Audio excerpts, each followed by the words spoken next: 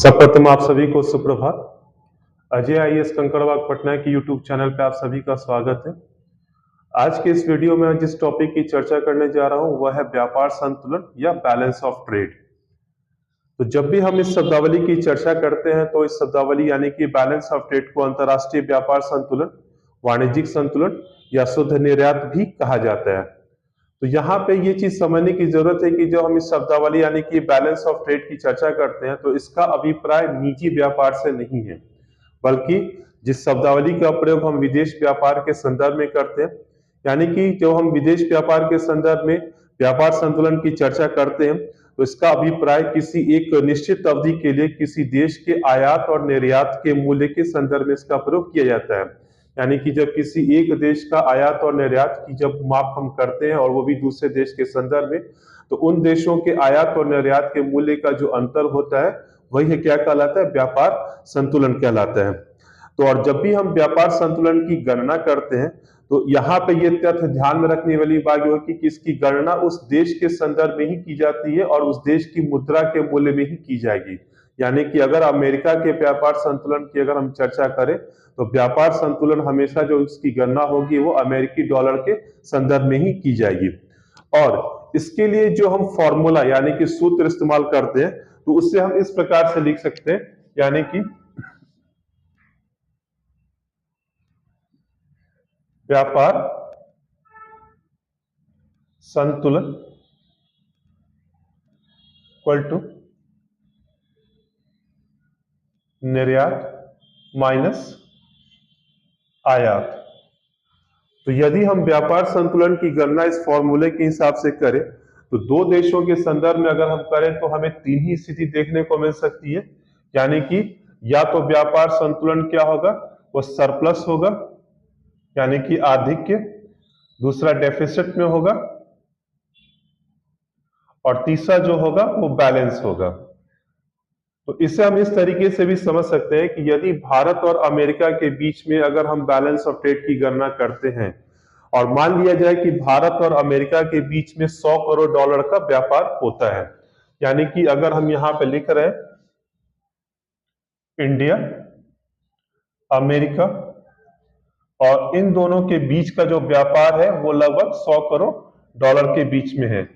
और यदि अमेरिका यानी इंडिया ने अमेरिका को मान लिया जाए कि 80 करोड़ डॉलर का निर्यात किया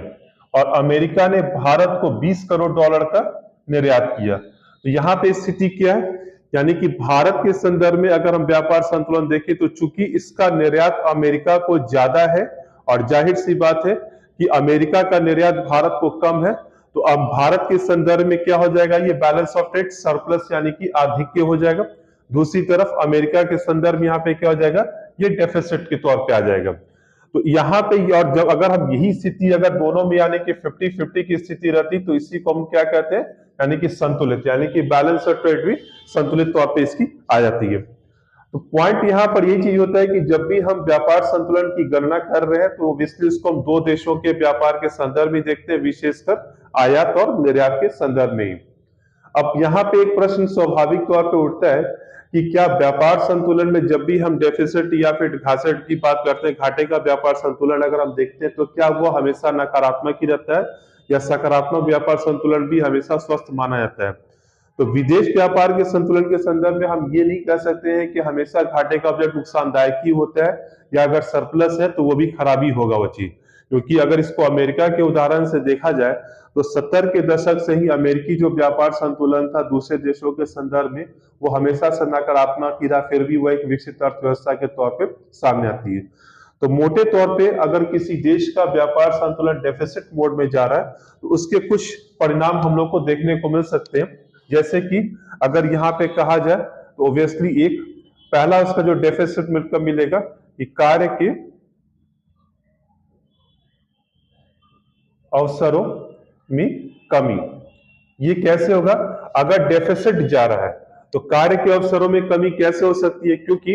अगर कोई देश निर्यात कम कर रहा है और आयात ज्यादा कर रहा है तो जाहिर सी बात है कि उस देश में जो रोजगार के अवसर होंगे उसमें कमी आएगी और जो भी सेवा उन्मुखी क्षेत्र होंगे उसमें कार्य के अवसर की कमी आ जा रही है, जिसके कारण वो ये देश इस प्रकार की समस्याओं से जूझता देख सकते हैं। दूसरा क्या होगा कि अगर डेफिसिट मोड में अगर ये जा रहा है व्यापार संतुलन, तो एक ये भी हो सकता है कि विदेशी ऋणदाताओं पर निर्भरता बढ़ेगी। और तीसरा बहुत इंपॉर्टेंट पॉइंट यानी कि चालू खाते का जो घाटा होगा ये क्या होगा, ये बढ़ेगा। फिर नेक्स्ट, अगर घरेलू मुद्रा पर अगर हम दबाव की बात करें तो जाहिर सी बात है कि घरेलू मुद्रा पर दबाव बढ़ेगा यहाँ पे। यानी कि अगर हम निगेटिव एस्पेक्ट अगर हम देखते हैं डेफिसिट बैलेंस ऑफ ट्रेड के तौर पे, तो ये सब परिणाम हम लोग को देखने को मिल सकते हैं। लेकिन एक प्रश्न यहाँ पे स्वाभाविक तौर पे ये भी है कि क्या जो डेफिसिट फाइनेंस यानी कि जो घाटा, व्यापार घाटा है, तो क्या वो हमेशा नकारात्मक ही रहता है, यानी कि उसके हमेशा नकारात्मक परिणाम ही हम लोग को देखने को मिलते हैं।